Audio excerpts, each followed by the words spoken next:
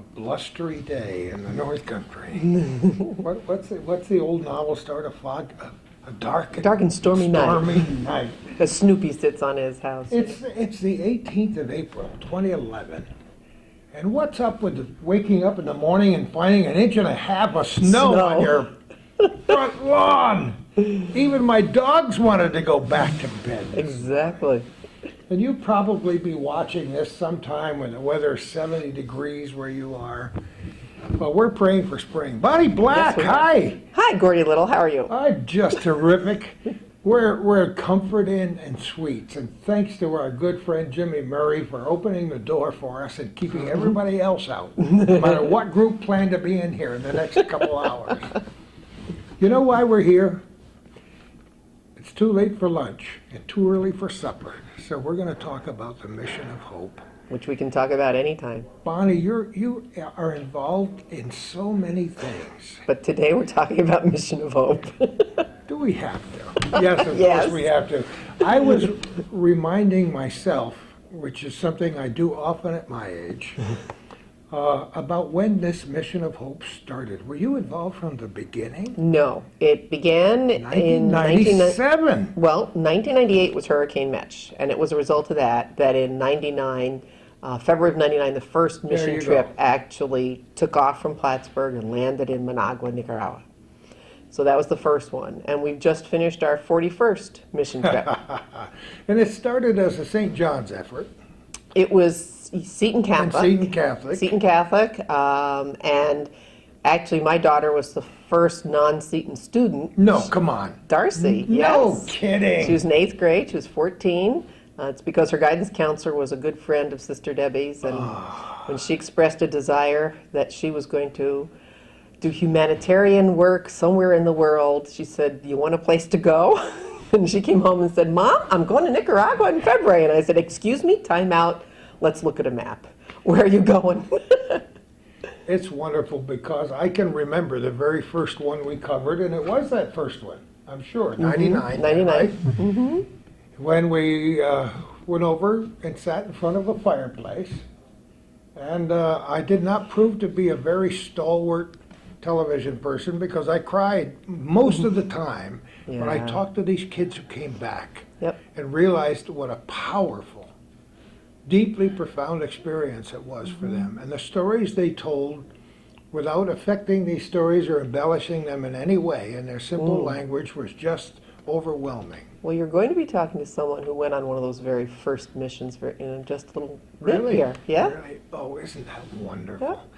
And so the program has expanded almost exponentially. Oh, yes. We have people who have traveled who live all over the world, people who have gone into Peace Corps work, people who are teaching English in China.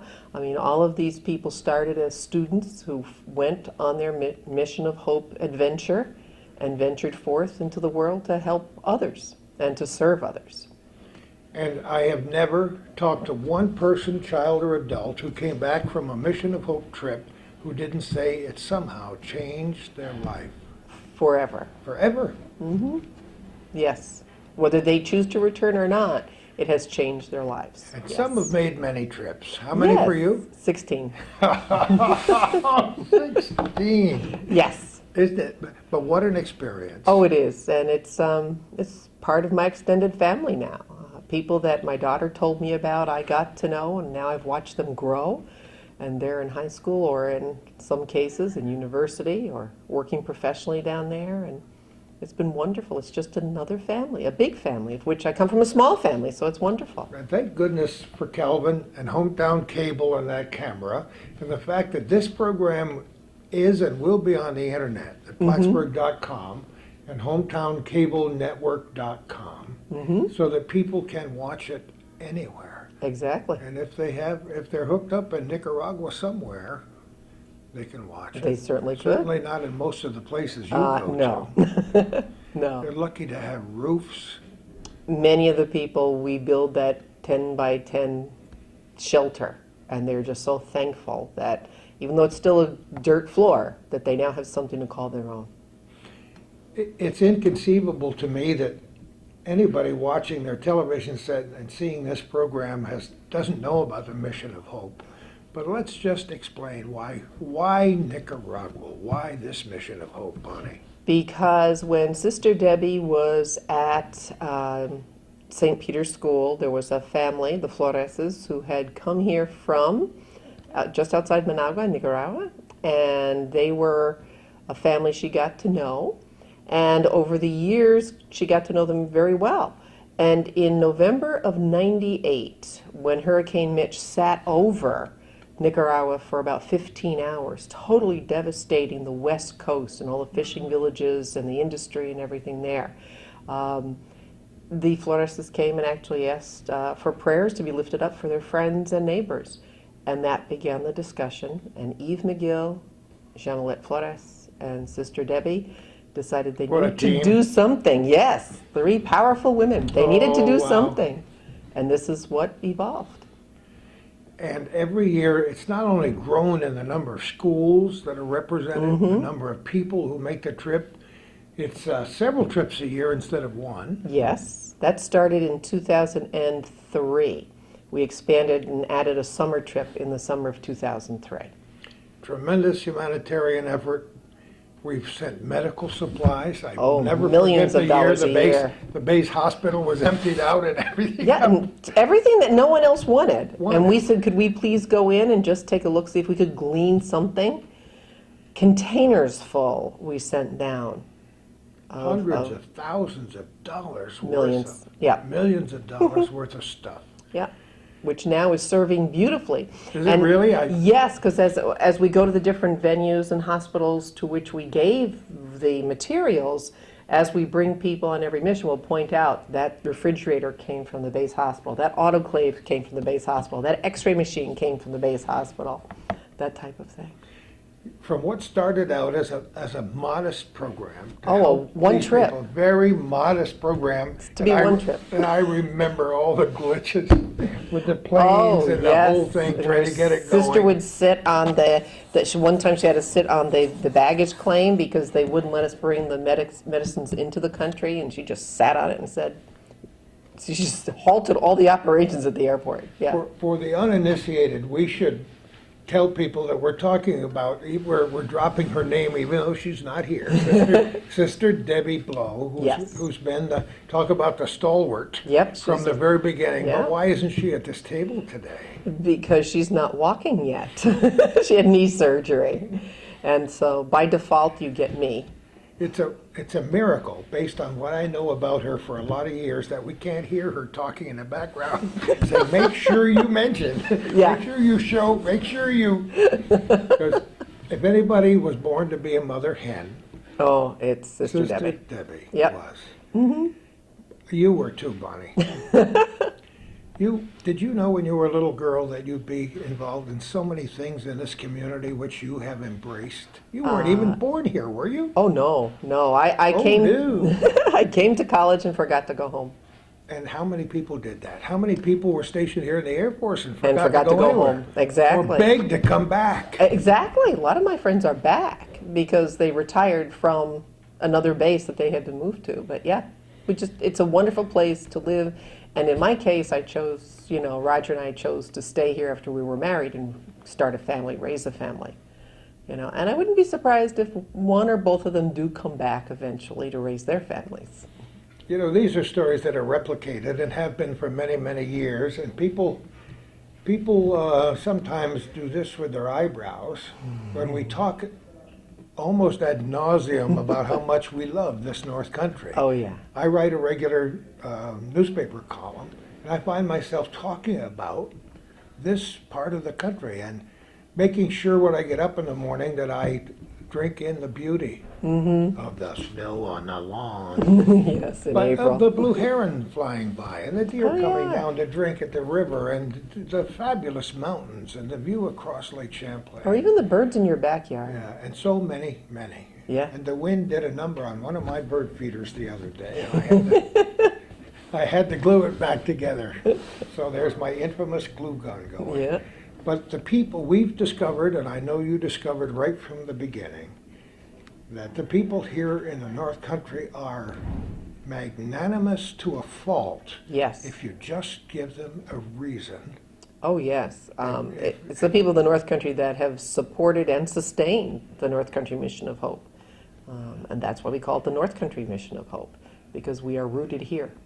How many schools are represented this time around? Oh, I think we had 8 or 9 different schools this time. They're not just high school students. Oh, no, we have college. Of course, we also have professionals. But our high school students were from middle schools and high schools from Governor all the way back to Plattsburgh and south to Albany. And in Massachusetts, we had adults from New Hampshire also, and downstate, and Florida. We had a school in Florida that sent their contingent. Isn't that wonderful? Yes.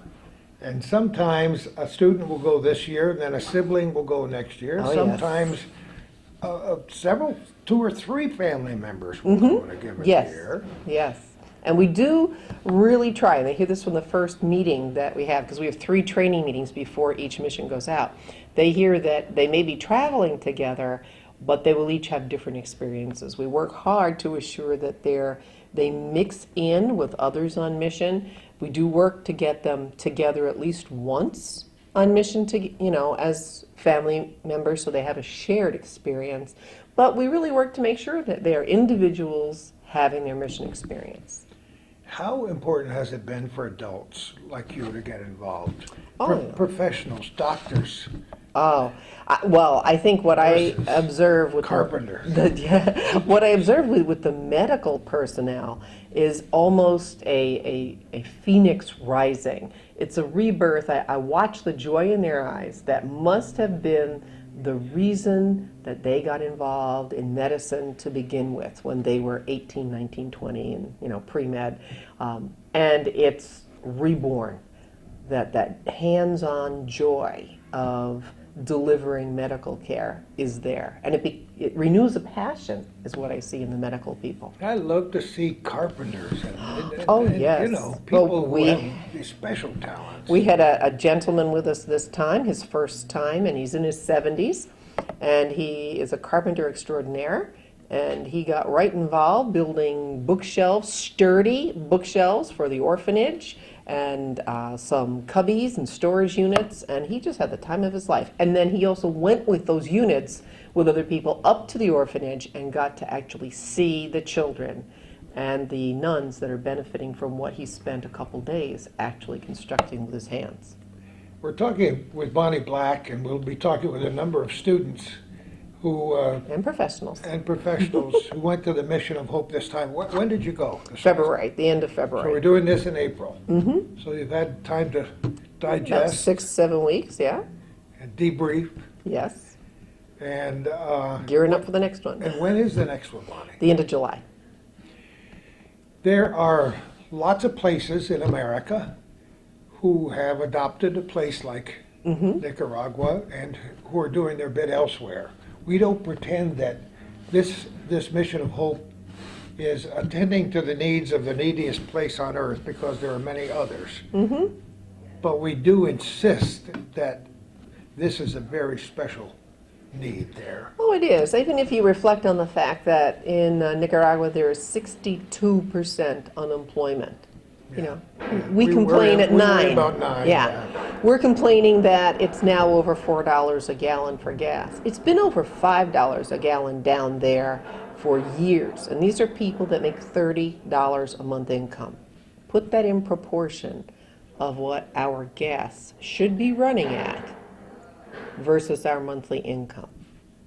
Unbelievable. Yes, The unbelievable. need, I mean, they didn't need that hurricane New. to tear their country apart, because there was a certain kind of devastation Sure. forever before that. Well, they had their Civil War, and right before that, they had a devastating earthquake, which was only 40 years after a Yeah. really devastating earthquake before that. So between natural disasters and then, of course, their political situation and their Civil War, the infrastructure has been very unstable.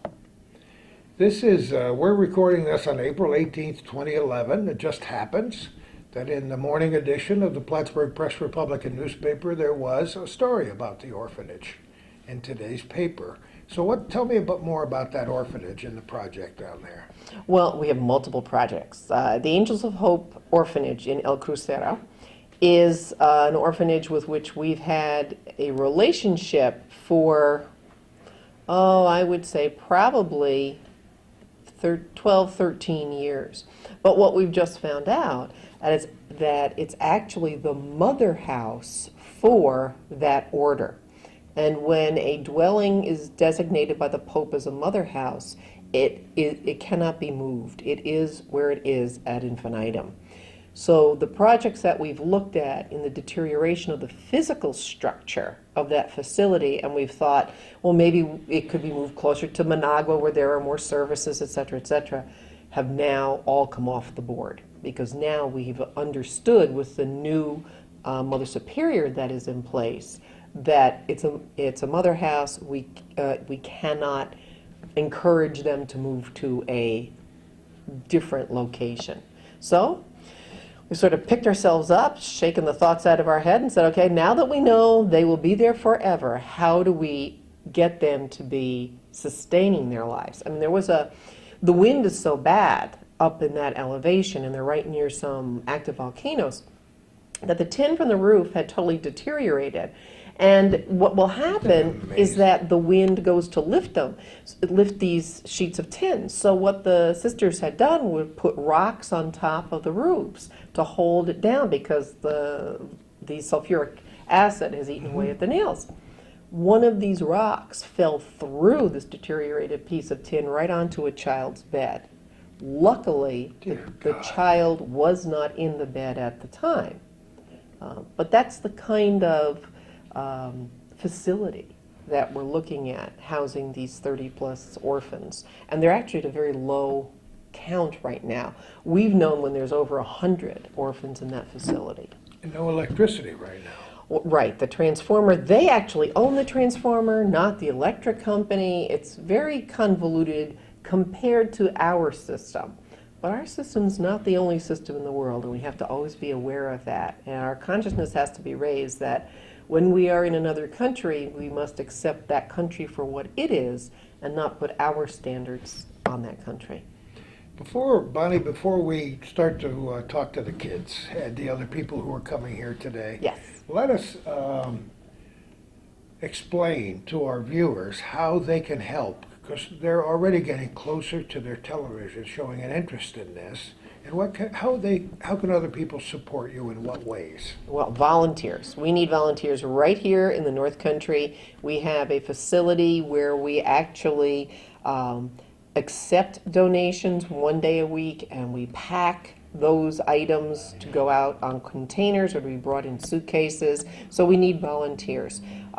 We always need people to help at our fundraising events. All of that's detailed on our website, which is www.ncmissionofhope. It's one word, ncmissionofhope.org. And you can look up ways to support us, ways to help us. Applications for going on our mission trips are right there. That's how you get them. As a matter of fact, April 30th is the deadline for the summer mission application. So if people are thinking about going on summer and they're seeing this before April 30th, go online, download the volunteer opportunity and the application, and send it in either by email or by snail mail. And if they're seeing it or motivated to do so afterwards, October 1st is our deadline for our February mission.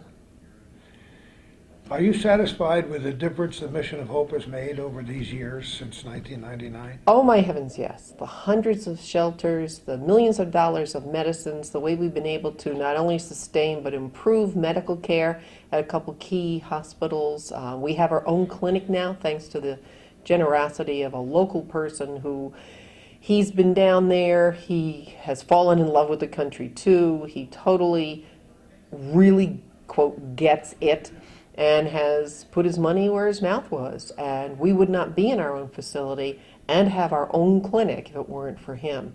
And this last trip was the very first time in our own facility, which made it a very interesting and different kind of mission trip than ever before.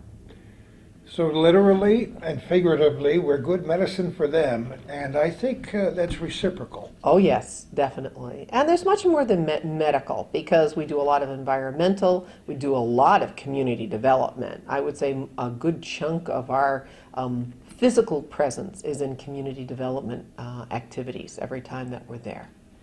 Are there lots of pictures on the website? Yes, there are. Oodles and We've oodles. seen thousands and thousands. Well, because every trip there's about 1,000 taken every trip. Those little faces get right inside my heart and soul Oh, every yes. single year. Those smiles. Aren't they wonderful? Yes. Isn't it incredible what one basketball or one soccer ball can do? Oh, yes. Yeah, we see that in our yard, definitely. Or bubbles, or jump ropes, or frisbees. Ta-da! Even an occasional guitar. Or Oh, banjo. yes, you're going to have a guitarist extraordinaire you'll be interviewing in a little bit. I love it. Yep. Bonnie, we'll talk some more. Thanks Yes, so we shall. much. Thanks so much for what you do. You're welcome, We Gordy. appreciate you.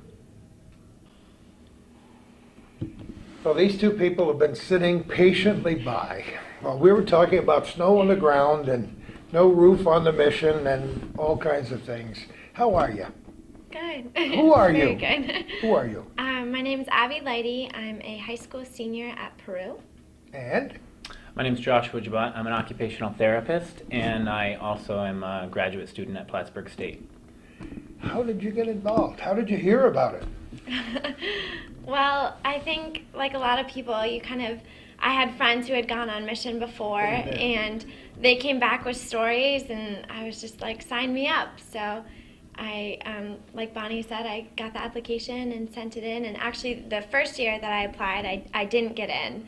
There were so many spots that were already taken. So I applied again this year and was accepted, and off I went. Did you have to raise some of your own money? I was very fortunate that my parents supported me. So between family, I wasn't. I've known some kids who had to run bake sales Yeah. and sell their used car and whatever they had to do to get over there. Hmm. So you had never gone yourself, but you had talked to lots of people who had. Right. And I have an interest in medicine in third world countries, so it was kind Ooh. of a good stepping stone to get introduced to that. And I was able to follow a lot of medical personnel down there and see how different medicine is not being here. So it was definitely a good introduction to what I'm going to see in the future. You heard everything I had to say about interviewing dozens and perhaps hundreds of people who went there in the past. Did you find that it was different when you got there than you expected? Right. I try not to have any expectations because just being down there is unlike any other experience I've ever had. So when I got down there, I didn't really know what to think. So that kind of made me have an open mind, and I was just able to take in each experience. And we do a lot of journaling, and that kind of just helps us to, when we come back, we can go through everything and really find out what it was that meant to us and see what we experienced. So that really helped. So was I right when I said it was a life-changing experience?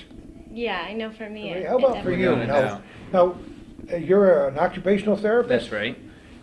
And are you from this area? I'm from this area. As a matter of fact, I graduated from Seton Catholic in 2001, so I was there in It was in your 1999. genes. Yeah. Yeah. I was friends with Alona and Oscar in high Oh, school. really? And at the time, I was very involved with athletics track, so I didn't have the time, unfortunately, to go on some of those early missions. And then recently, in last May of 2010, I moved back to the area to go back to school, and I bumped into a friend who was on his way to the summer mission in 2010, and it reignited that idea in my mind that I had always wanted to be a part of the mission, and finally got my chance to go down. Don't you wish that all of your friends who seemed lost when they try to figure out what they want to do, this is a big, bad world we live in today. We try to be the bearers of good tidings and good stories, but there are a lot of bad stories out there. And young people who are graduating or doing postgraduate work, they don't know if they're going to get back even a tiny bit of all that money they paid for that education. So don't you wish they could all get a chance to go along with you on one of these missions? To Yeah.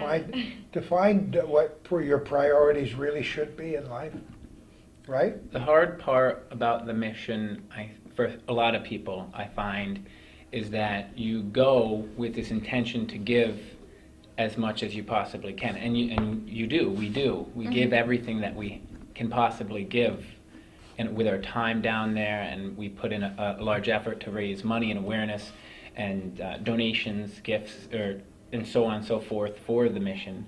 But when you get down there and you spend this time with the people, they give you so much more than you could possibly in a lifetime give to them in donations and money, because it's worth so much more than Those are money. the magic words.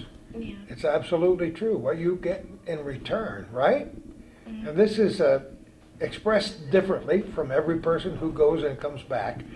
That's the mantra for the future. You get so much more than you could possibly give. So, but you've been exposed to people who've been there lots of times before you ever took the trip, right? Why did you wait so long? I went to school out of state. Oh, you did? To undergraduate and graduate school in Connecticut. Aha. And during my time there, I was also involved with athletics. I was very busy with the track and cross-country team. But as soon as I graduated in 2007, I did go on my first service trip. It had always been in my mind and on my heart to go to a third world country and give to those people. So I went on a trip to Africa, and it was a very positive experience. But to be honest, my trip to Nicaragua with the Mission of Hope was profound and a lot more than I could have expected, even having had discussions with other people who had gone. I didn't get it to the extent that I thought I did. The Sister Debbie and the North Country Mission of Hope have this spiritually based service program, and there's no hidden agendas. It's all about going and serving and helping and developing this community that is filled with people who have a desire to improve the community, to improve themselves, to improve the welfare among everybody there, and they just don't have the resources. Sometimes they don't have the know-how. So it was great to be a part of a team that was enabling these people. Did you make some very special friends down there this time? Yes, both You're on smiling mission. broadly. Yeah. Both on mission. Like Bonnie was speaking, my family expanded by I think 50 members with this I last love it. mission. So, and especially for the youth, we've gotten together almost every weekend since we've been back. Have you really? Just staying connected, and it's been difficult being back, especially for people who haven't been and maybe don't understand as much as you want them to. So staying connected with that mission family has been really important. And then I also met a lot of people in Nicaragua. The children, their faces will stay with me forever. I go to sleep thinking about them, and I wake up thinking about them. They have just the most beautiful eyes, and they just want to know more about you, and you want to know more about them. And I think one of the main things that I really took away from this mission was the definition of nothing. Because each night we have our circles, mission circles, and we discuss what happened during the day, or anything that we need to discuss for the next day, projects and so on. And a lot of people were just so devastated by the fact that they had nothing, and they didn't have clothes or they didn't have food. But we said time and time again, what is nothing? Is nothing materialistic, or is nothing not having family or things like that? And these people are so faithful, and they go to church every Sunday regardless of if they really can. They'll walk for miles just to get to a church service, and just really believe in their families, and are still able to smile every day even if they're hungry or they can't afford to go to school. So that definition of nothing really changed for me, and I just look at how much we have here, and you think you need something, and you really don't. So I think you have to write a new dictionary when you get back from there, don't you? Based on your preconceived ideas, you're a man of the world. But I mean, having gone there, and she's expressing it beautifully, as many of these other people have, and some people just find it hard to put into words. Mm-hmm. Because it starts with love, and they don't expect much in return except for you caring about them. Right. And I guess there are lessons for you and for all of us, huh? Yeah, there are countless lessons that you learn while you're down there. And at, 18 years old, I thought I had it all figured out. At 25, Didn't we, huh? thought I Yes, had it well, all we figured did. out. Now I'm 27. I thought I had it all figured out. And going down on the trip, I learned many lessons every day. And that's one of the primary things I journaled about, who I learned a lesson from on any given day and what that lesson was. And one of the valuable lessons I learned while I was down there, it was our second day down there, and we went to a disability center called Perajito Azul, and it's a disability center for abandoned children. And they have about 100 people who live there. And I say for children, they come in as children, but they stay as long as they need to. So they have people living there who are as old as 65 who have disabilities that don't allow them to live independently. And being down as an occupational therapist, there to provide therapy services for the children, my mind was constantly going as to what's the next best therapeutic intervention. What does this child need? What does this child need? What does this child need? What does the facility need with regards to donations when I get back? What should I be looking for that, whether it's equipment or supplies? And there was a child, 3 years old, but developmentally he looked like he was an infant still. And when he was born, he was had some development. His brain development hadn't been complete, and the doctors anticipated that he would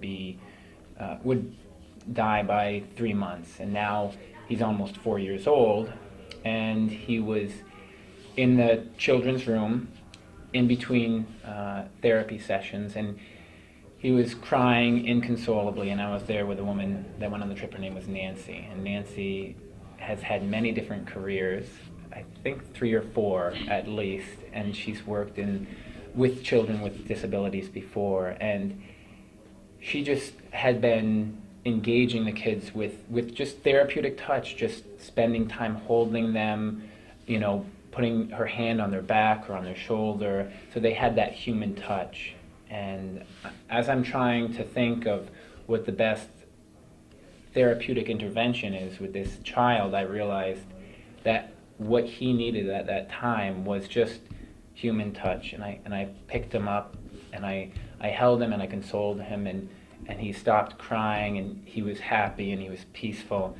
And that's one of the beautiful things about serving down there. Here, we're often caught up with making sure we fit our therapy within the guidelines of what is considered therapy. And down there, I feel in a lot of ways we can go outside those boundaries and meet their needs, whatever they happen to be. And my lesson that day was human touch, the value of human touch, and it was from Nancy, and I'm very grateful for that. There's some pretty heavy stuff going on here today. But you learn what a real hug is down there, don't you? When a little kid comes up and throws her arms or his arms around you and just doesn't want to let go. Was that meaningful for you to get nice hugs? Oh yes, especially we would come back from projects in the afternoon, and the courtyard would just be full of children. And as soon as you stepped out of the van, they were just like, one was on your back and one was on your front, and 2 kids on each leg, and it really just made everything that you had done, if it wasn't worth it by then, having them almost in a sense attack you with love, definitely made the day worth it. So what things did you do besides? I keep remembering rice and beans. That's Did a you do popular rice and one. beans? I did do rice and beans, and basically, I'll just explain it. We load up backpacks of bags of rice and bags of beans, and we have a local woman come with us, and she points out a neighborhood that would be deserving of the food, and we just hop out of the truck and deliver these rice and beans, and the people are so grateful. I mean, it's just a couple of cups of rice and a couple of cups of beans, and that will sustain them for a couple of days at least. And sometimes there's 3 or 4 families living in one of these shelters with multiple kids, and if you can, give a stuffed animal to a child or give them some clothes along with the food that we've given, it makes all the difference for them. And we wonder whether our steak's going to be well done or medium Right. rare. It's a humbling experience, if nothing else, right? Mm-hmm. For both of you. What else did you do? Did you build anything, or what did you do? I was not on home shelter. I did go to El Crucero, which is a children's hospital, and I did some painting there. Almost everybody does some painting Yeah, somewhere. there's always some painting. Rice and beans. There's always projects to be done around the compound with getting things organized. I know one day we spent quite a chunk of time in our school supplies room just organizing things so it's easier to donate. And when people come to us with needs, we can be right there with whatever it is. So there's always lots of projects to be done. Did you travel away from the compound often? Just about every day. I spent a lot of time at the center I had mentioned, Yeah. Perejito Azul. 2 other off-site trips I did were rice and beans, and I also spent some time at Juan Pablo, which is an orphanage connected with the orphanage Bonnie had been talking about earlier, but it's for the younger children I think below 5 years old and below. And we went there and just spent some time playing with the kids and engaging the kids, because they often don't get that one-on-one time with people. So just having fun with them, loving them, reading to them, playing with them. To let our viewers know that the enrichment is reciprocal. I used that word before, because what you give, you get back tenfold. And it's good to hear perspective from an older man, from this young woman who went for the first time but had some notions based on speaking with people before you went there. It was overall almost a 100% good experience for both of you, I guess, huh? Phenomenal. Yeah. I would say Yeah. 100%, Really? Yeah. 100% positive. So are you gonna do anything to try to go back, or do you think? Yes, I actually, as soon as I got back, I told Sister Debbie, I was like, how can I go back? Oh, see? So, but with going to college in the fall, that is proving to be a little bit difficult. And we're kind of in the works of maybe planning a January mission for college-aged volunteers to go, or anyone else for that matter. Just especially with having our own compound, making missions is even more possible than ever. So I definitely will return. I'm not sure when, but I will definitely be back. How about you? Well, I got back and Sister Debbie sent me some pictures, and I got some pictures we had a reunion party of the kids that we had spent some time with.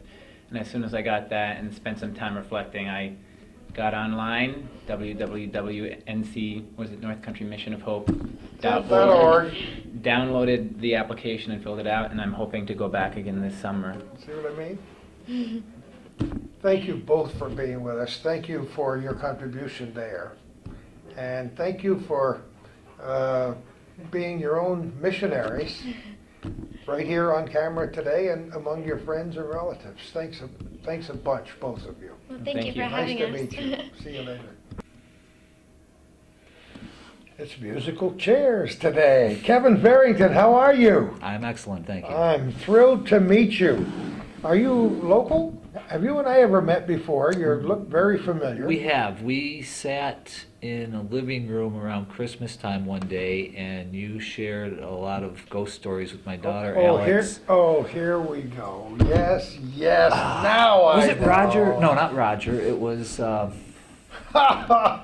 whose Christmas party were we at? Yeah, who- This is years ago. Who can remember? So we've him? met. Yes. Who Kevin hasn't met Butler. you in this area? It's great to see you. And yes, I love ghost stories. So how did you get involved with the Mission of Hope, Kevin? Well, it was actually quite by accident. my daughter, who's been very active in a lot of community programs, was going to go. She has a good friend, Megan Harris, who has been involved with Mission of Hope. And she got interested and signed up and had been accepted to go. And then, because of some conflicts with her school schedule, was finding that she wasn't going to be able to. So a good friend of mine suggested to me, isn't this something that you've always wanted to do, this type of thing? And I said, yeah. And he said, well, why don't you go? And thank goodness for him, because it had never dawned on me to step up and do that. Isn't that amazing? Yeah, and as soon as he said that, it hit me like a brick, and I went, yeah, why don't I go? And so I called Sister Debbie, and she talked it over with the leadership, and very quickly said, we'd love to have you. And my profession is an engineer, so they thought that that might help, the team out in some way. So I just sort of stumbled into it, and it's been a wonderful experience. You just don't pick up a passport and go, though. This took some planning, right? Fortunately, I had a passport. Oh, That was you one did, thing. yeah. I did, fortunately, yeah, because the time would not have allowed Oh, yeah. me to get one. Yeah, I mean, it takes some money, and a lot of the people who go are able to do fundraising through their community, through their school, through their church. So yeah, it certainly takes a little planning. And from Sister Debbie's point of view, to bring 49 people on international travel yeah. through an airport, There are logistics involved. there's a few logistics Yeah. involved. But you made it. You spent some time planning. You got the suitcase packed, and you headed out. How many people on that trip? I think there were 49 of us. Were there This 49? is the 41st mission since 1998, from what I've gathered. Isn't that unbelievable? It's That amazing. The program has grown so much since the very beginning. When I said modest beginning, I wasn't kidding, because Sister Debbie pulled her hair out every time, wondering how are we going to do this? How are we going to get paid for this? How are we going to get this plane off the ground? Were there any problems with the flights this time? I didn't ask anybody else. None. We were very fortunate. There were Isn't no that problems. amazing? No problems. I love. I put in a lot of plugs for Sister Debbie because Oh, I yeah, love her, so and do we she's all. amazing. The very start of this mission, I love the simplicity of the story that, Sister Debbie one day pulled a little fourth grade girl named Alona, who was from Nicaragua, out into the hallway, and it was very shortly after the hurricane in 1998 that was so devastating, and she pulled the little fourth grade girl out in the hallway and said, "Does your family need help?" And little Alona said, "Yeah." And here we are, 41 missions Yeah. later. And it's very humbling for me to be a very small part of such a wonderful, huge effort. And it's like dropping the pebble in the water. The circles have grown wider and wider to the point where this Mission of Hope is now pretty well known around the country. It was a very much local Seton Catholic, St. John Seton Catholic program in the beginning. Now involves, I think, Bonnie said 8 schools this time, something like that. Adults, professionals, and the program is very well known. And I understand, although Debbie might be too modest to tell me, that other programs are patterning their own help missions to other countries on the Mission of Hope, and that's a pretty high compliment, isn't it? That's a very high compliment, and it doesn't surprise me. I think they would do well to pattern themselves. You could Yeah. learn a lot from what Sister Debbie's So done. you went. Nobody else from your family went this time. Correct. So tell me about the experience as you remember it. About the experience. Well, there's a lot to tell. The simplest thing, I guess, is just the fact that there is a level of poverty there and a need that I don't think we have in this country. We have certain safety social nets that will catch you, you know. I'd like to think you don't have to starve to death in this country. You know, there's enough food pantries and social welfare programs, but in that country, it's not that way, you know. And being there, we witnessed some pretty devastating poverty, and you know, it made me realize that the world is actually a pretty small neighborhood. You know, Nicaragua is maybe the first or second poorest country in the world, and where we go to Managua is the capital of that country. And you know, we go right into the heart of where some people live in some extremely modest conditions. I mean, I'm talking about, you know, houses that are equivalent of what we would call a tool shed with a dirt floor and no windows and no door. Or worse, yeah. Or worse, and no water. So no this is abject facilities. poverty. Yeah, and juxtaposed to that poverty is a spirit and a faith and a joy that is so moving and uplifting. And Those are all good words. and I'm glad you're here saying them, you Kevin. are, you know, experiencing this, and you know, they have so little, and maybe they don't appreciate how little they have, or maybe they do, but regardless, the joy and the spirit and the people are so uplifting, and that's why all of us, we keep saying, you give a little, but you get so much more back than you give. And he wasn't listening outside the door either. Good But that's answer. what everybody has said from the first person that went to Nicaragua. I mean, you're using words that sometimes get tossed around until the meaning, the corners of the meaning of those words are worn down. Mm-hmm. But as we said with the last couple that was in here, their words are redefined. Mm-hmm. The word spirit, the word love, Mm-hmm. the word gratitude. So you felt it. I'm glad you did, because it's hard for us to put that into words for the people on this camera. But all we can say is, if you don't quite understand where Kevin's coming from, get on that website, Yeah. sign up, send a check. So what kinds of things did you do? Let's see. I did several different things. I did rice and beans, which is Everybody did rice where and beans. we go out and we actually hand people food that Yeah. will feed them for days or a week, Sure. and it's only a small, modest gift, but it, you know, like Sister Debbie always says, you know, we bring supplies and we bring hammers and nails and tools and food and healthcare, but what we really bring is hope. Vision of hope. And when you're standing with your feet on the ground on a dirt road, walking up to people in the barrios, in their shacks, and communicating with them, it lets them know that they're not forgotten, that people care, and that there is hope. And the people are so warm and so receptive and so grateful. You talk about gratitude. You know, you would think you're giving these people the world. And you know, you maybe give a child a small toy, a stuffed animal or something, and you know, they're just beyond grateful for it.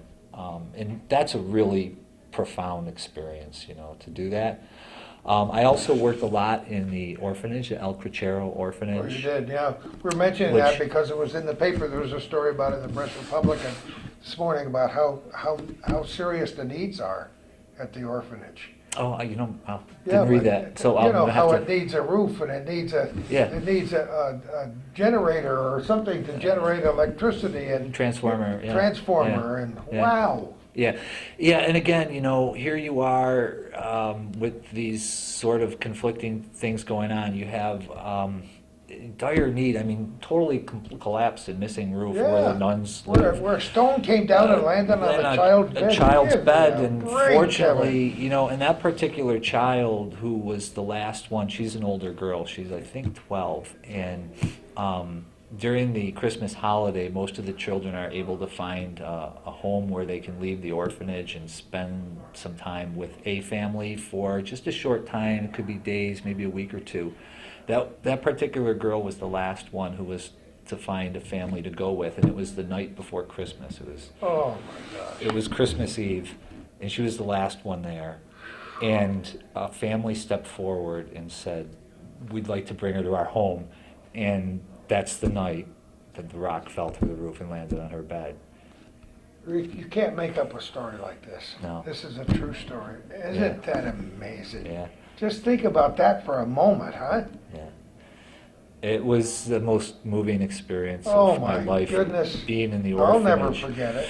When we went to the orphanage, you know, and there were actually three of us engineers, myself, Tom, and Mary Kate. And Mary Kate's an electrical engineer, just recently graduated from college, and Tom and I are civil, so we're not electrical guys. But here we are, we're trying to assess, and the transformer is blown up and burnt, Oh, yeah. and the electric, they virtually don't use at all because the entire kitchen area is shut down because they can't use it, and when they do try to turn a light bulb on, there's black on the ceiling where Oh, they've burst and my, exploded, and my, they can't my, use the my. washer and dryer, so they do everything by hand. And so that's all just a mess. Oh, here's Tom now. And the roof is collapsed, and it's raining in, and they've abandoned whole sections of the nuns' quarters, and the nuns are relegated to this tiny little cubbies, smaller than a prison cell, you know, and yet these nuns are so wonderful and so loving, and you see these children, and they run and jump in your arms, and they put their arms How around can you you, not be moved by and they something like just, that? it is so moving, and they're so loving, and they're so happy that you're there, and they know who Mission of Hope is. You know, when Mission of Hope people come, you know, they know what that means. That means there's people who care, and that means there's people who are trying to help, and it's just so it's so moving to see these children and the love that they have despite all of the needs and the difficulties and the challenges. You know, we're talking about all the problems that exist in Nicaragua. But I want people to realize that the effect of the Mission of Hope since the first one has been cumulative. So things are so much better than they were in 1999, if you can believe that. And things are getting better all the time. But there's still this, I used the phrase abject poverty. It's a kind of poverty, as you said so eloquently in the beginning, that few of us can even understand or fathom. And yet, when all is said and done, based on your contribution and all the other people there, there is a spirit, and you use the word joy, because there is a joy that is pretty hard to define. As I said to some of the other people that were here, they have to rewrite our dictionaries just based on what happens in Nicaragua. So, a question I asked everybody, was it a life-changing experience for you, Kevin? Yes. It goes without saying, isn't it? It really was. You know, I think that people, by and large, really want to give and to help, and a lot of times we just don't know where or who or how. That's what we're good at, telling them where and how and who. And when you go there and you see the needs and you see the you know, the human spirit that prevails in all of the people and the communities and the schools and the orphanage, it's, like I said, it's just so uplifting to come in and try to help these people, and it's so appreciated by them that you just, like I keep saying, you give a little, but you get so much more than you give, and it's just a good feeling to be part of that, you know. So did you ever realize when you decided to be an engineer that you would use your talents in this way, Kevin? Actually, yeah. I mean, You hoped? yeah, I think that, you know, I'm a civil engineer, Tom's a civil engineer, and people say, well, what is civil engineer? You know, my daughter thinks, does that mean you drive a train? You know, when she was little, she used to thought, engineer, you drive a train, Sure, right? we'll do that. You get a hat, and I think she'd be maybe more impressed if I did, but I don't have a train. But, you know, we do everything in a civilization, you know, so whatever people use is what we try to help, you know, so whether it's buildings, roads, shelters, water, this, that, the other. So when, you know, we very much, you know, try to help people, and, you know, and I always say the first thing that is important in engineering is that you have to understand the problem, because you can't help people, you can't give people a solution until you understand the problem. And so that really applies a lot, I think, to the mission of hope, because when we go down there, the very first thing we have to do is we have to get in touch with the people and understand what it is they need, what's the problem. And we can't tell them, they have to tell us. So the first thing we do is we just shut up and listen and learn and watch and see.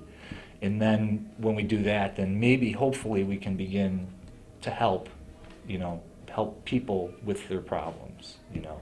And that's why, so I like to think that, yeah, I like to think that my profession is helping people, and this has taken it to a whole new level. Very different than here, huh? Yeah. You're the best, Kevin. Thank you so much for your contribution in the past and the present, and we know it'll continue into the future. He's become a real zealot, hasn't he? A little bit. I may even look that up in my own dictionary when I get home. Kevin, thanks so much. Thank you, Gordon. Best of everything to you. And one last plug too, you mentioned the website. Go and check out the video that I made, and I hope you like it, from our 41st You did a video? mission. I Come did, on. yeah. I did. We'll be there. I mean, it's not the professional level that what you guys do, but for an amateur, I hope you like Who knows, it. it might yeah. end up at Hometown Cable. This could happen, you know. We'll be in touch, Kevin. Thanks. It's a pleasure. I may never leave this room. I'm having so much fun today. If I could get a hot cup of coffee and a tuna sandwich. No, I'm just kidding. Who are you? My name's Hillary Miller, and I'm a senior at Plattsburgh High School. How are you, Hillary? Good. And? Tom LeBombard. We know who you are, Tom. Yes. We saw we've met nice before. things you said on the website too. We're talking about the Genealogical Society. So Yes, how yes. goes it? I haven't seen you in a long time. It's been a couple of years, I I think, didn't think since you'd we last even talked. remember that Strictly Business magazine. Oh, I article. remember that, yes. I remember I that said fondly. to my wife, my hat won't fit. These guys are saying too many nice things about me. Hillary, you limped in here today, and I know why, because you said you fell off a curb. But you know, when you tell people you fall off a curb, you got to explain why. What happened? Well, I was running, and then In the half marathon. yeah, yesterday, and then I had track practice this morning, and then I went on another run, and then I tripped, and well, I might have a torn ligament, but I'm still here. That's not going to be very good for the track team, is Oh it? no, I probably will try to run as much as I can, even if it's torn. But Did you have fun in the half marathon? yeah, it was a great experience. It was really fun. Once again, we're doing this on April 18th, 2011. So by the time this gets on television, the half marathon was a while ago, but was it for a very good cause? Yes, it was for a wonderful cause. I was so happy to be a part of it. So excited that they raised over $40,000. Yeah, I couldn't even believe it. Stephanie Desatel, a dear friend, and all the people who worked very hard for the Michael J. Fox. Did you see that picture with Hillary? Not Hillary, but Yeah. Stephanie. Yeah, Stephanie, yeah. They did well. They had over 1,000 people. Anyway, we're talking about something different. I'm so glad to see both of you because you're representing different points of view here. You're a senior this year or junior? I'm a senior. You're a senior. What are you going to do next year? I'm going to Colby Sawyer College, and it's a little city in New Hampshire. It's in New London, New Hampshire. It's a really small school. There's only 1,200 students. Only 1,200. You're talking about a guy that went to a high school that was only this big. Don't tell me about 12. Well, compared to only 12,000. Yeah, I went to Stony Brook, and now look how big Stony Brook is on Long Island. So, who convinced you Or did you convince yourself to go on the mission of hope? This past February mission was actually my second mission. So I interviewed you before, did you? did we? No, I No? don't think we so. didn't do one last year. Oh, that's I don't right, think we you did, didn't. yeah. You went last year then. No, I went the summer before this past summer, so it was like about 2 years Your ago. face looked Yeah. familiar. I thought maybe we had interviewed Oh, you no. before. So, But mine was self-driven. My parents had heard about it, and then I was one to approach my parents about it, and I was just so excited. And then as soon as I had talked to a couple of my friends that had done the mission, I was just so thrilled to be able to apply. And then once I found out, I was like weeping of joy to figure out I got accepted to go on my first mission. And then when I got accepted again to go in February, it was the same reaction. but it wasn't as big a surprise when you got there this time, right? Oh yeah, it definitely wasn't as big of a shock, but I mean, there's surprises each and every day. There's nothing that, there's many things that are still undiscovered when you get there. You don't realize like how much people really do appreciate it until you actually are there. So although I had circumstances where I was shown like how much they actually do care, it just proves like how important you really are to them just by being there and showing them. It's so being there. interesting, Tom, to hear young people who've never had an experience like this before, or maybe had one experience like this Yeah. before, who go over there. They each try to say roughly the same thing, but they use their own experience, their own nomenclature, their own language to express how profound the experience is. How important do you think it was, now that you've had time to reflect on your second trip over there? Was It it definitely- important for you? Yeah, it definitely was a life-changing experience. Like I look back on it, pretty much, I would say almost every day, like just how it's made me grow as a person and an individual. I mean, I'm a typical, like I like to call myself kind of like a typical teenage girl in high school, but now that I've had so many life-changing experiences through the mission, I just look at everything in a different perspective. It just changes everything. Did you guys do anything together when you were there? Any of the same projects? I Tom? don't think we were I on don't any of the think same we- projects, no. We did sit next to each other in the circle a couple times. We though. did. In the circle of prayer, we sat next to each other. We had a circle every morning and every evening, and there was always a prayer, and one person was designated to lead the prayer, and frequently they were very moving. And then everybody was invited to share their experience of the day, and many of those were very moving. People would get up and talk about something that had particularly moved them that day, especially at the evening meetings. And then usually there'd be some kind of inspirational word to go with that. And then we'd all go on to whatever duties we'd have during the day, whatever assignments we had been given. Did you know Kevin before you went? Oh, I've known Kevin for quite some time, He yes. acted as though you guys were Yep. bosom Oh, yeah, buddies. we did. Well, Kevin's the city engineer, and I'm a consulting engineer, and so some work that I have done, I've had to pass through Kevin at various times, and I've always found Kevin very good to work with. And after working with him on mission, we just looked at each other at the end of it and said, Kevin, we're going to work together like we've always done, but the relationship will never be the same as it was. It's always going to have this with it now. Isn't it amazing? It's amazing. I listen to a lot, the Prairie Home Companion on public radio, and Garrison Keeler talks about English majors and how special they are. But I would have to say, put in my vote for civil engineers, because engineers are very special people. Well, thank you. You've Thank done, you. did your office get displaced from the Civic Center in Keysville? Oh, yes, we did. We did. Where'd you move to? I am now located upstairs over Adirondack Architectural Heritage. Oh, no, come on! I They had a little yep. cubby for you upstairs? They did. In the old nail factory? In the old nail factory, yes. Isn't that I'm great? upstairs and in the back, and I'm overlooking the river, and I'm overlooking the Oh, arch come bridge. on. And I've really got a very nice place. What a great historic community that is. Oh, it really is. There are I'm so so glad many you moved assets over there there. I that did most not people. know that. That's Yep, great. yep. So you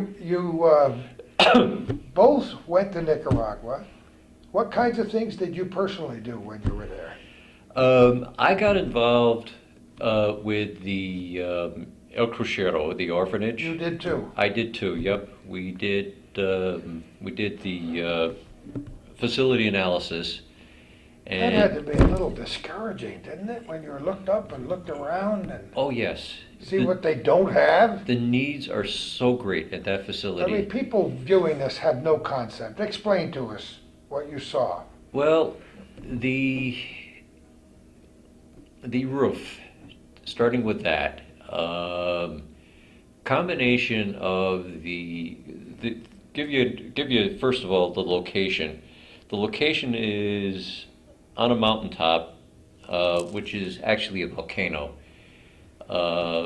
So because of the location, you have a combination of high winds and the sulfur emissions from the volcano create a very acidic environment.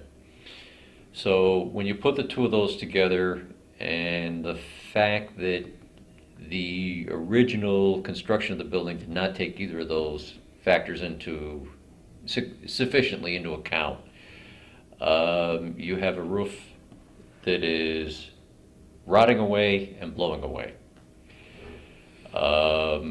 So a couple of things that they have done to try to correct it.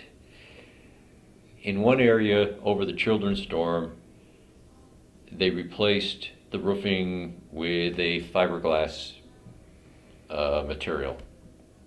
And in order to hold it down, they ballasted it with rocks. All right? We heard that earlier and a Oh, rock you fell did? through. Okay, rock fell through. Dear All right? God. In the nuns' quarters, in the one central area, there's virtually no roof left because what hasn't blown away has rotted away. And so you go in there, they've had to abandon that whole area. They've had to, move into very tight quarters elsewhere. And that's basically just the way they live. The electric system, I heard there's a little transformer problem. there's a little transformer problem. It has been struck by lightning, and, and then when you look inside at some of the electrical panels inside the building or inside the facility, let's just say that the electrical inspectors here would just I heard when you Gasp. screw in the light bulb, there's black marks on the ceiling. There's I mean, black that marks ought to on the be ceiling. a clue, you know? Yes, yes. So most of the time they just shut off the electricity and no lights at night. Do the washing by hand and. Yes, So exactly. what can be done about all of this? Well, quite a bit actually, but it's going to take some money. A lot of money. It's going to take a lot of money, yes. And I don't look at the situation as being hopeless. That you're going to have to tear down the whole thing and start over. I believe everything is repairable, but it's going to take a significant amount of effort and a significant amount of money to bring this facility up to what we would consider here to be livable standards. But yet you go in there and you've got these happy children playing. You've got these nuns that are very loving with the children, running the place. And, they make it work. You wonder how. I've used the They make word it work. joy a few times based on what people have told me since we started here today. You wonder where that spirit and that joy comes from when you wouldn't think they had anything to start with.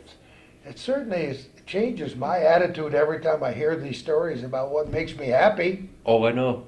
I know. And it changes ours as well. I mean, How when can you it see not? when you see children that literally have nothing, like more grateful than me getting something, it just makes you reanalyze everything that you have. It would be terrible if the mission of hope suddenly were not able to continue. This is a hard world that we live in, and people are finding it difficult to make trips like this and make certain sacrifices, which everybody has to do to go away, a project Oh, like yeah. that. But just remembering how you were greeted every day when you got to those kids and they run up to you, Mm-hmm. right? Yeah, and hugs, the smiles, laughing. Does that make it all worthwhile? Yeah. Oh, yeah. It makes it more than worthwhile. And that's, I hope that we're able to transfer your passion and your love and your energy through this Calvin's camera lens and Hometown Cable to our viewers out there who might be saying, wow, you know, I was going to join the Peace Corps, but maybe I'll start by joining the Mission of Hope. And it's pretty easy to get involved, actually. We Yeah. talked about the website. Nowadays, if you just Google Mission of Hope, you'll ultimately get there. Oh, yeah. Yep. Find out about it, download an application, and if you are deeply enough moved, write out a generous Donation. check, donation, because a lot of the young people have to raise their own money to go on this trip. Did you have to raise any money yourself? Yes. Well, what you can do is there's a letter you receive and you can send them out to local businesses to see if they're interested in helping offset the cost that it would be. But I actually, for my birthday present, and my family gave me money, and I used that money towards the mission so I could go. You know, we're talking a lot about giving and what you get in return for going Yeah. on a place like Mission of Hope. And as all of you have been talking, I cannot help but remember, I think it was the very first year we did a show with the people who came back. And a young woman told us two stories. One of them, they had a package of cookies. And let's say there were 2 cookies. And she gave this package of cookies to a little child.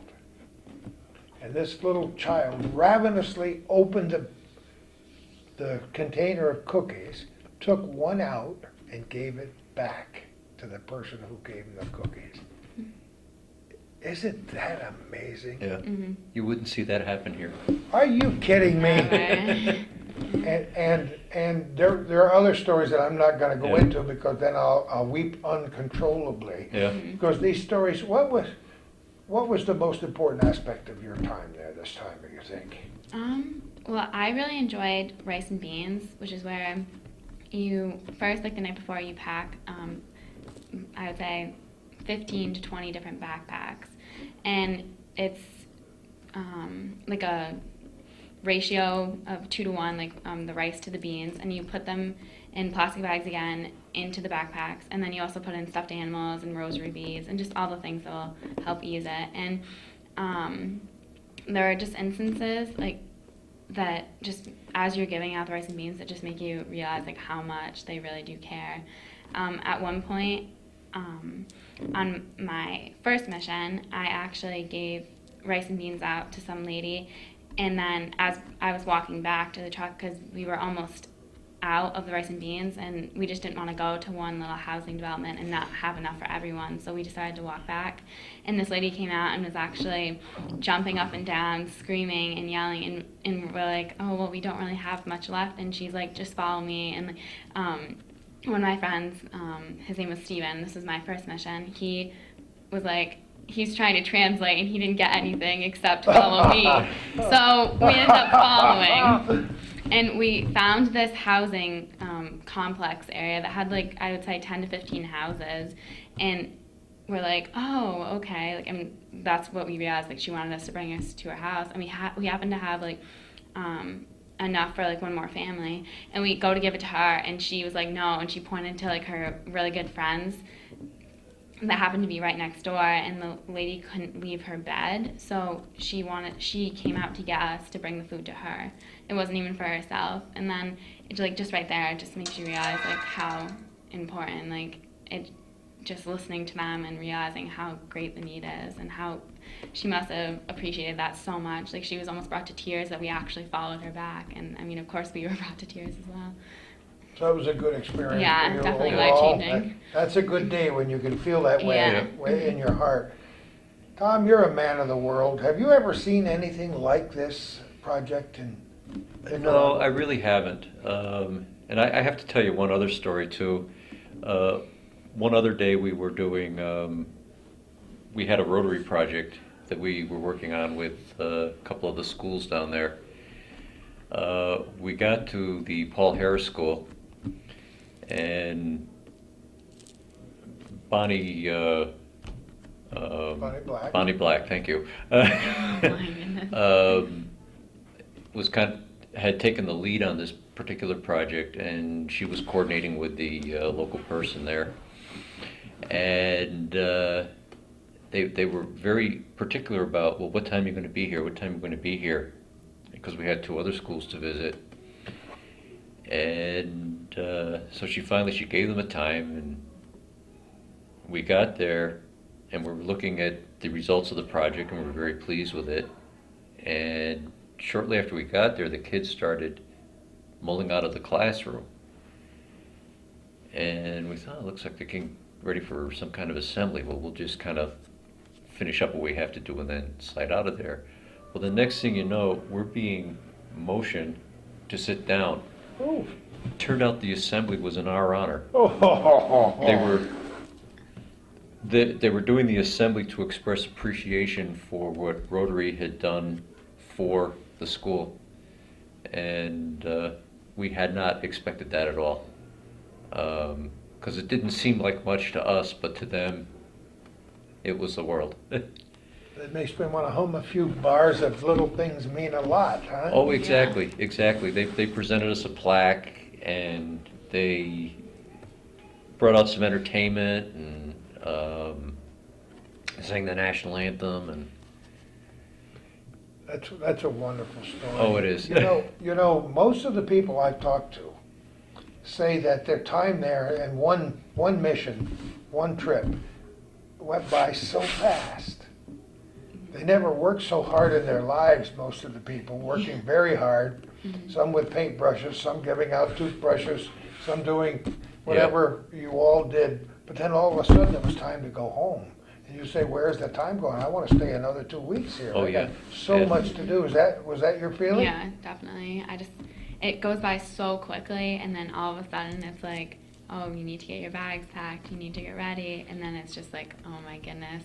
You want to say one last goodbye to the kids, like, it's just tears from everyone, because not everyone comes from our area. It's starting to become like such a big area. Yeah, So some we got of these, one from Florida this yeah, time? 4 Oh, people yeah. from Florida. Isn't that yeah. amazing? So I mean, the bonds that you've experienced with those people, like, they went their separate way just from, like, we had different flights from Managua, Managua airport. So just from right then, we had to say our goodbyes, like, at the compound. So I mean, just the amount of, like, just bonds between everyone on our own mission just makes everything so much better. I mentioned a good feeling when it's all over, and there is a good feeling when you can help anybody. Definitely. If we can engender a little bit of that in our viewing audience, we've accomplished something. Because we tend to forget that there are these kinds of needs. Some of them in our own locality, in places where we can volunteer to help.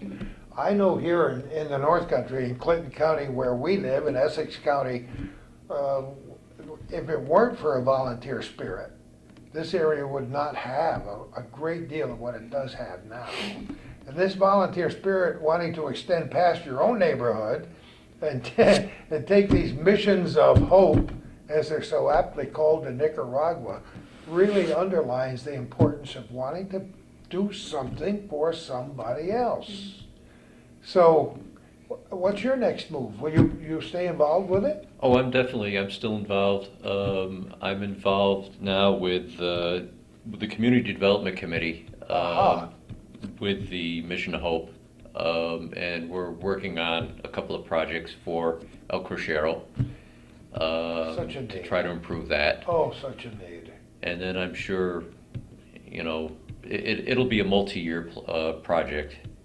And I'm sure that if we get all that taken care of, there'll be another one to, And because there's all there that are engineering so stuff many to needs do there. in Keysville too. Oh, you yes, know? oh, yes. So you're gonna ace your senior year, Yeah, and hopefully. you're gonna go to Connecticut to school, New Hampshire, yeah. New Hampshire. Why did I think Connecticut? Wow, you might visit Connecticut. Yeah, I might. It's So okay. what are your goals and aims after that? Well, as of right now, I'm going to be going in as a pre-med and / public health major. And my goal ultimately is to make it back to Nicaragua after I graduate. Ta-da. I hope that like any form of education that I have will just greater my experiences and just help out in many more ways. So, You know, these people down there, along with Sister Debbie, when she ever gets out of Meadowbrook, will Yes. never let you forget anyway. mhm. You'll be able to make contributions, both of you, in one way or the other, in the future, and who knows? Yeah. When you're a famous physician, someday, you'll say, yeah, I want to go back to Nicaragua. With social networks being what they are, you may never have to be out of touch with many of the people down there. Have you already corresponded with some? My wife said, I always do this when I talk about corresponding. Yeah. We do everything with a keyboard now, you know? Yeah, it's hard to. I know that I actually sponsor a young girl to go to school in Nicaragua, Good for you. and I mean my parents helped me with it too, so I can't take all the Well, of credit. course. But Yeah, I know. once in a while we have to. Yeah. But I know that she's given me her address and I've given her mine, but the mailing system and the internet system is kind of a little shaky in some parts. I know that she's probably tried to send numerous letters to me and I've tried to send letters to her. So it's kind of hard, but I know for sure that like every February and August when the two missions go, like I make sure to write her a letter and put it in like the sponsorship packet and give her some little gifts to just make it a little easier. But I try like my hardest to keep in contact. You guys are the best, you know that? Everybody that's sat around this table and other tables where we've interviewed literally hundreds of people who've been on missions of hope. I'm so thrilled and delighted to be through Hometown Cable and Calvin Castine on the other side of that camera, to be able to stay in touch with this project and in some peripheral way encourage people like both of you, because you're the salt of the earth. You're the kinds of people that other people aspire to be. And as you said, right, you both said before, there are people out there watching this who wonder what can I do? How can I help somebody? Where can I volunteer? Wow. You know, just get on the website. Mm-hmm. Right, Tom? Oh, yeah, definitely. And, and if you can't go, for whatever reason, you can always contribute. Oh, yes. The mission always needs, if nothing else, money to pay for some of these projects. So you can always contribute. You can always donate clothing, old medicines. Yeah, so I'm glad you Anything mentioned like that. that. So many things that they need. They pack up so Right. much stuff and take it over there Oh, and yeah, send it you- over Like there. hospital supplies, Oh, like crutches, walkers, yeah. wheelchairs. Used toys. Yeah. Oh, really? A lot Used of toys, just, yeah. like soccer balls. I mean, soccer is really, really popular there. Well. I mean, I actually have seen kids playing with cans, soccer with cans, and just one little soccer ball, just like, and jump ropes, just any little thing. You know, just makes just think such in a your big head a little difference. bit about how many things your kids have discarded because they played with them 5 minutes. Oh, yes, Yeah. yes. Who will be the object of adoration.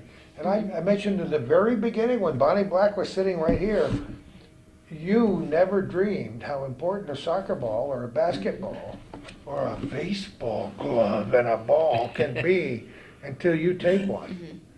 I mean, I know in that one year when they took all the baseball gloves, I went scrounging in every closet in my house and found every old baseball glove that you always save because, well, maybe I'll play another year. Oh, yeah. And those years are gone by so many years ago.